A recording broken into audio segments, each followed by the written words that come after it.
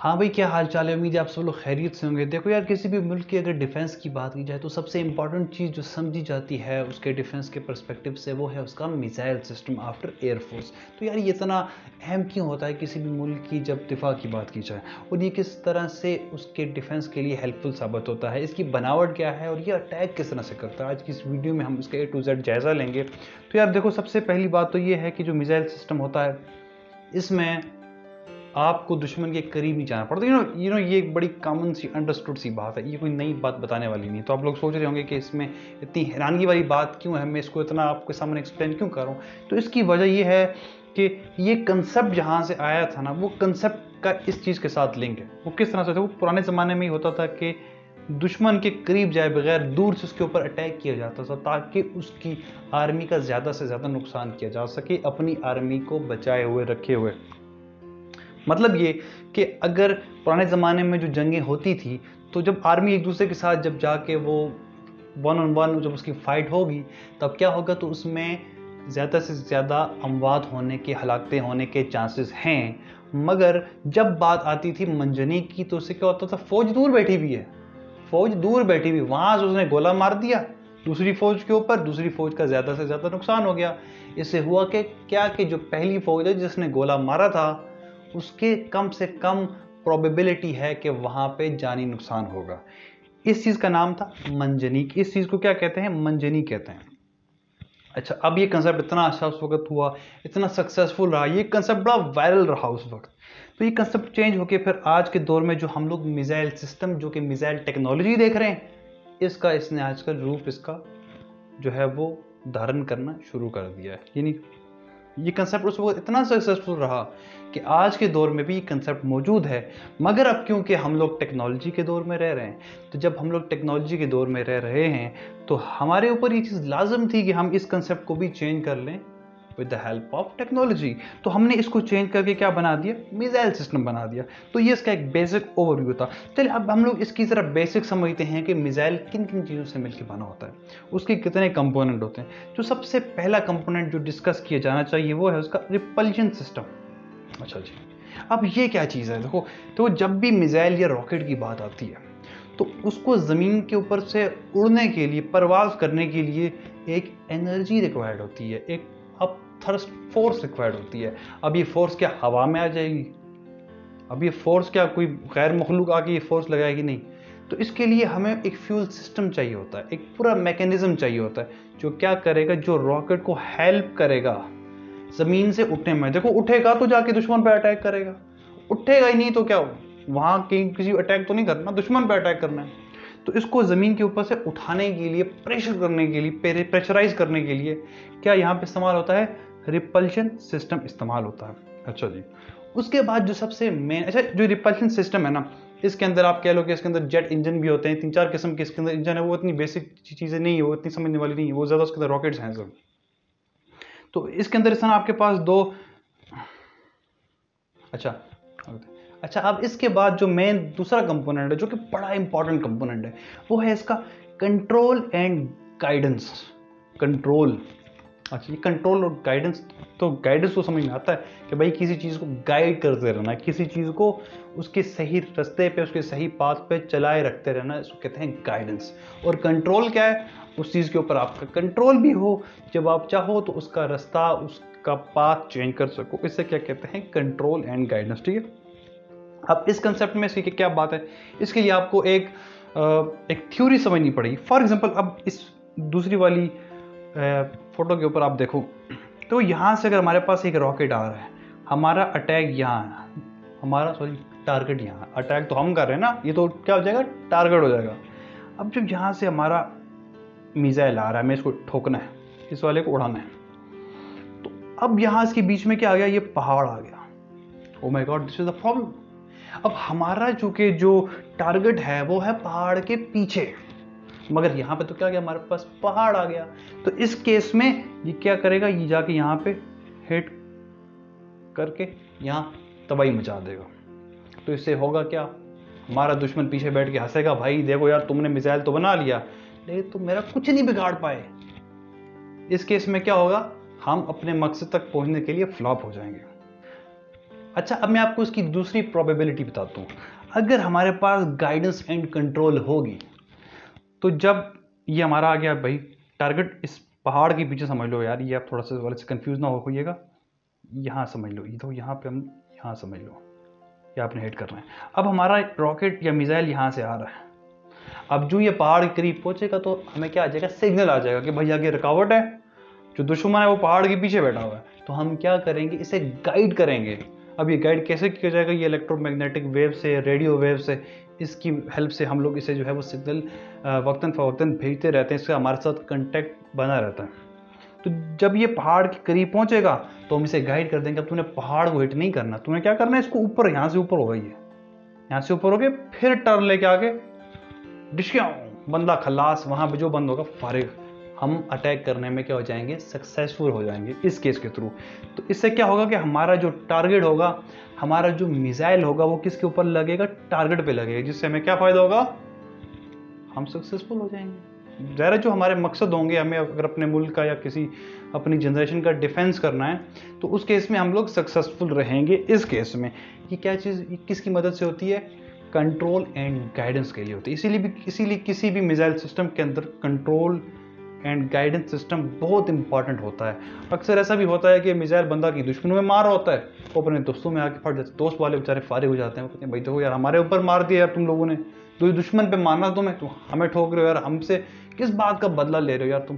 तो इस केस में वो मसले हल हो जाते हैं। अच्छा जी, उसके बाद ये है कि इसका जो आपके पास आखिरी हेड है, जो क्या है इसका वार हेड। अच्छा जी, अब डिपेंड करेगा आदमी को सिर्फ टांग मांग तोड़नी है, जान से ही मारना है, ये आपका वार हेड डिजाइन करेगा। ये वार हेड आपका डिजाइन तो नहीं, ये आपका डिसाइड करेगा। अब वो किस तरह से, अगर तो आपने सिर्फ धमाके वमाके वहाँ फैलाने हैं, बस थोड़ी तोड़ फोड़ करनी है, तो फिर आपको क्या चाहिए होगा, सिंपल एक्सप्लोसिव चाहिए होगा, या फिर टीएनटी आप कह रहे हो, मतलब जिससे सिर्फ तोड़ फोड़ होगी, धमाके वमाके होंगे, ज़्यादा सवेयर नुकसान नहीं होगा।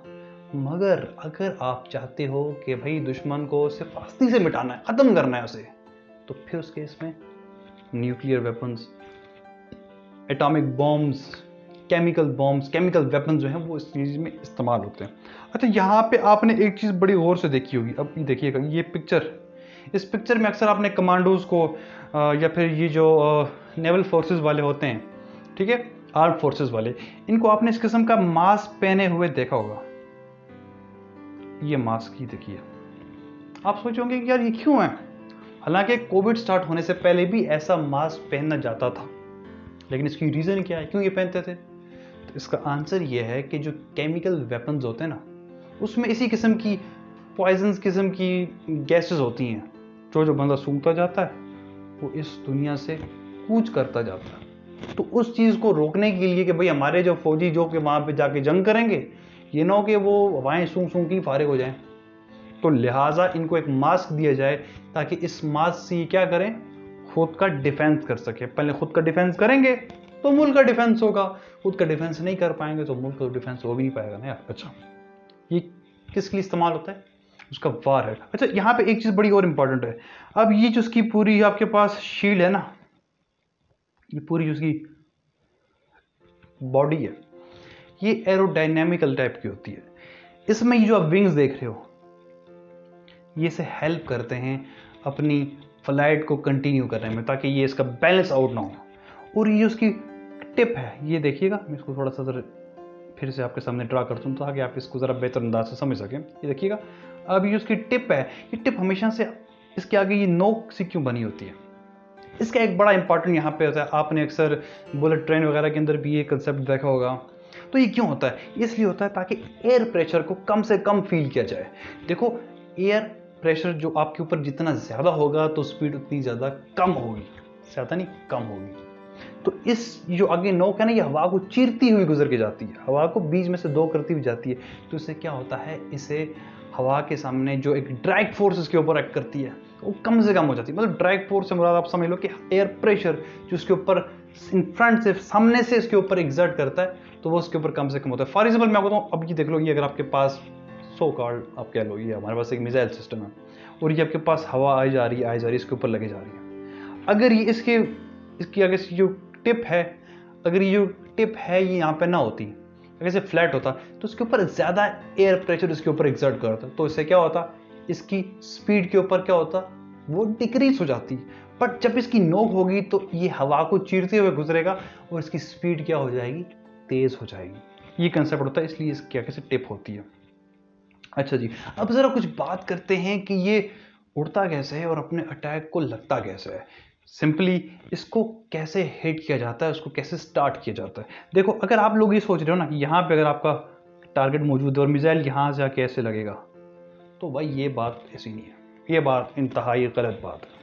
वो इसलिए क्योंकि जब ये सर आ रहा होगा ना, तो इसको ज़मीन कहेगी अरे भाईजान प्लीज़ यार, कुछ ऊपर जा रहे हो, कुछ हमसे भी कुछ प्यार मोहब्बत की बातें करते हुए जाओ यार, कुछ हमसे भी मिलते मिलाते जाओ।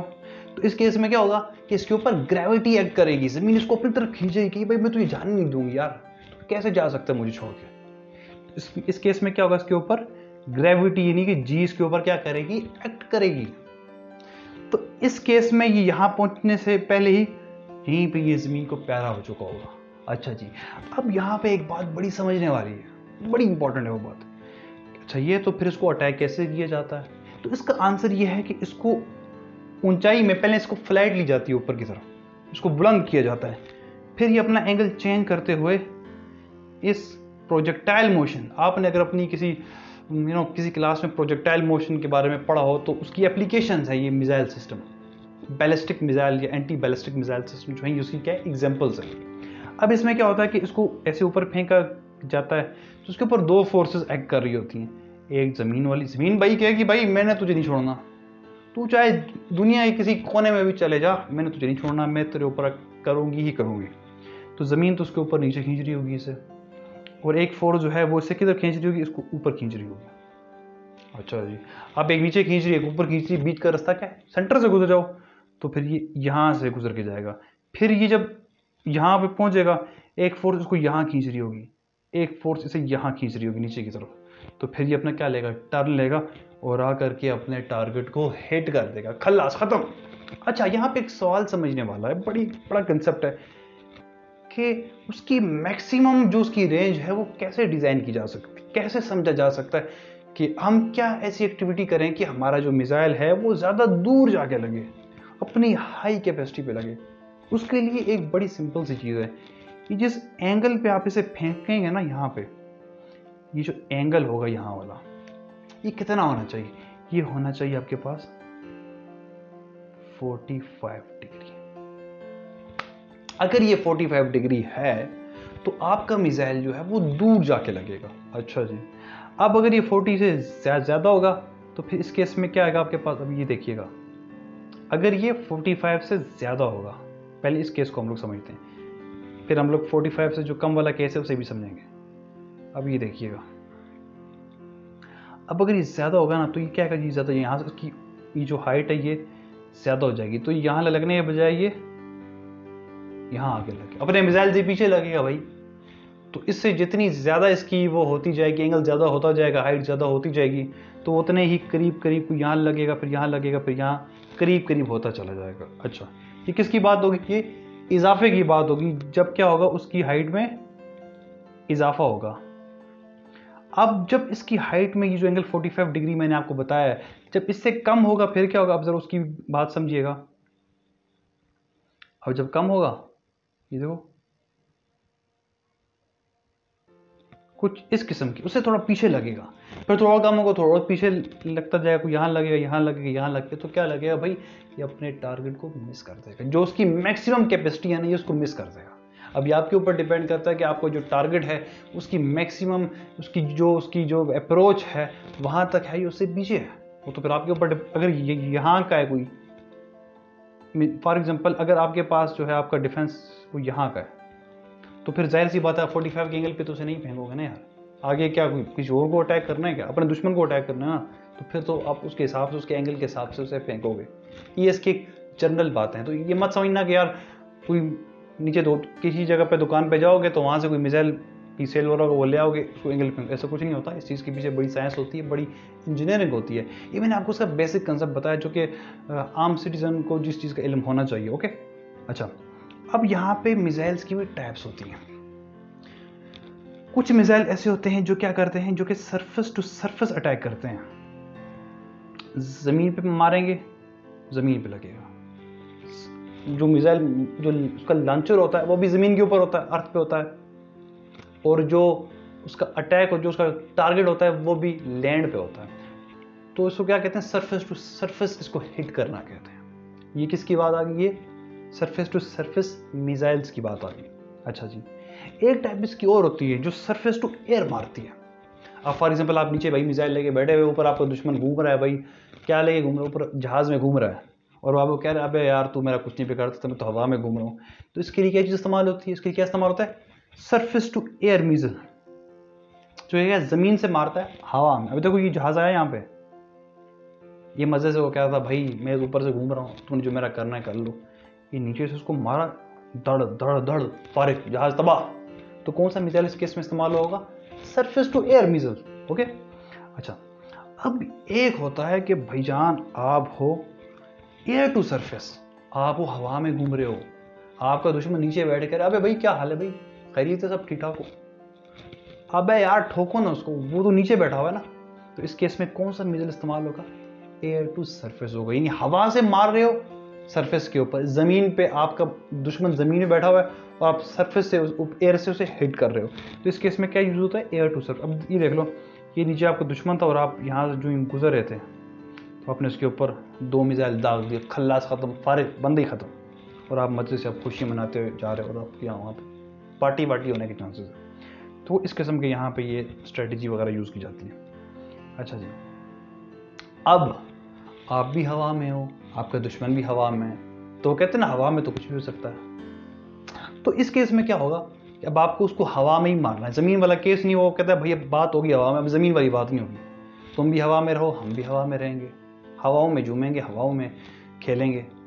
तो इस केस में जो मिसाइल आपने उसको करना है, तबाह करने के लिए इस्तेमाल करना है, वो कौन सा होगा, एयर टू एयर मिसाइल। इस किस काम में, इस किसी काम में क्या होता है, एयर टू एयर स्ट्राइक करने वाला मिसाइल इस्तेमाल किया जाता है। इस किस्म की इसका कुछ नक्शा आप देख लो। अब देखो ये आपके दुश्मन का जहाज था भाईजान, और आप यहाँ से आ रहे थे। अब जब यहाँ पहुंचे, आपका वो टारगेट सेट हुआ, ठक खल्लास, 2 मिसाइल इसके ऊपर दाग दिए, फारिग खत्म, और आप मजे से वापस घूमते हुए जा रहे हो भाई अपने घर। अब फिर जाके वहाँ पे पार्टी वार्टी करनी है भाई, जरा दुश्मन को मार दी, अब तो खुशियाँ तो होंगी ना, सारी सी बात है। अच्छा, अब इसके कुछ यहाँ पे साइड इफेक्ट भी हैं। मिसाइल सिस्टम तो भाई सबको वो लगता है अच्छा कि भाई बड़ा अच्छी चीज़ है ये, इसका भी कुछ ना होता है। वो यार जिस चीज़ की अच्छाइयाँ होती है ना, उस चीज़ की बुराइयाँ भी होती हैं। अब हर चीज़ अच्छी नहीं हो सकती, अब किसी चीज़ की कोई अच्छाइयाँ, उसकी बुराइयाँ तो होंगी। तो बुराइयों से मीन्स कि उसकी खामियाँ, खूबियों के साथ साथ खामियाँ भी होती हैं। अब जिस पेड़ पे, जिस दरख्त पे, जिस पौधे पे फूल लगता है, इर्द गिर्द कांटे तो होते हैं ना भाई। तो सेम कंसेप्ट है यहाँ पे। सबसे जो पहली इसकी खामी है ना, जो उसका डिसएडवांटेज है, वो क्या है कि बड़ा महंगा है यार, बड़ा महंगा है यार। बड़ी बड़ी इकानमियाँ बिक जाती हैं, लेकिन वो अपना मिसाइल सिस्टम लॉन्च नहीं कर पाती। मतलब ये नहीं है कि भाई नीचे दुकान पे जाओगे, उसको कुछ 150 रुपये दोगे, हाँ भाई मुझे एक मिसाइल चाहिए, हाँ भाई क्या चाहिए, मुझे सरफेस टू सरफेस और sorry air to air missile चाहिए। अब क्या भाई पागल है क्या। तो ये इसके ऊपर बड़े पैसे लगते हैं, इसके ऊपर बड़ी इन्वेस्टमेंट लगती है। और इसके ऊपर दूसरी इसकी बात है, वो ये है कि भाईजान इसकी वार्निंग है। छोटे मिसाइल तो फिर बात है, अगर आप कोई ऐसा मिसाइल, कोई ऐसा वेपन लेकर के जा रहे हो, कहाँ पे, उसके वार हेड में, वार हेड बताया था मैंने पीछे, उसके वार हेड में अगर आप कोई ऐसा वेपन लेकर के जा रहे हो, जो वेपन क्या करता है, जिसमें या फिर न्यूक्लियर वेपन्स हैं या फिर एटॉमिक वेपन्स हैं, अरे भाई ये तो बड़े मसले वाली बात आ गई। अब ये बड़ी खतरे वाली बात है। तो अगर खुदा न खास्ता ऐसा हो जाए कि आप अटैक कर रहे हो दुश्मन के ऊपर ही, और आपका जो है वो मिसाइल फेल हो जाए, और वो आपके दुश्मन की जगह पे हिट करने से क्या हो, आपके अपने ऊपर ही, आपके अपने दोस्त फ्रेंड्स वगैरह के ऊपर ही, आपके अपने जो लोग हैं कंट्री वाले, कंट्री मैन, उनके ऊपर ही हिट हो जाए, तो क्या हो जाएगा, नुकसान हो जाएगा। तो ये बड़ा एक आप कह लो कि बड़ा ध्यान से रखना पड़ता है। और फिर दूसरी बात ये है कि ये एक खास टारगेट को हिट करता है। इसका मतलब ये, अगर आपने इसके अंदर TNT एक्सप्लोसिव रखा हुआ है और आप चाहते हो भाई मैंने पूरे 3-4 शहर उड़ाने, नहीं, ये खास एक टारगेटेड लोकेशन होती है, उसके इसमें इस्तेमाल होता है। अब पूरे एरिया को फतह करने के लिए, पूरे एरिया को इन्वाइट करने के लिए आपको, जाहिर सी बात है, पूरी इन्फेंट्री चाहिए, पूरा प्रोसेस चाहिए। तो एक मिसाइल की मदद से वो एक खास स्पेसिफिक टारगेट को ही हिट करता है, ये आपने चीज़ समझनी है। तो आज की वीडियो में भाई इतना ही कुछ था। तो अगर आपको ये चीज़, देखो ये इसका मकसद सिर्फ और सिर्फ क्या है, आप लोगों की एजुकेशन, आप लोगों तक इस चीज़ के मतलब आप लोगों का इल्म, आप लोगों का नॉलेज में इस चीज़ का इजाफा हो सके। इस चीज़ का मकसद ये था। हर किसी मतलब नहीं है कि बंदा बैठ जाए भाई मैंने मिसाइल ही बनाना है, तो भाईजान ये इतना आसान काम नहीं, पुलिस वाले आके उठा करके ले जाएंगे, फिर अपने आप को छुड़ाते रहियो। तो इस चीज़ को सिर्फ इल्म की हद तक रखना है, एजुकेशन की हद तक रखना है। तो ये वीडियो अगर आपको पसंद आई है तो इसको प्लीज़ लाइक कीजिएगा। तो यार लाइक जब आप लोग नहीं दोगे ना तो हमें लगेगा यार हम क्यों इतने मतलब मेहनत कर रहे हैं, क्यों कितना काम कर रहे हैं। तो आप लोगों को लाइक दोगे हमें हौसला रहेगा, हम कहेंगे यार वाह लोग हमारे साथ खड़े हुए हैं, हमारे ऑडियंस हमारे साथ खड़ी हुई है, हम लोग अच्छा काम कर रहे हैं, हमें एक मोटिवेशन मिलती है ना।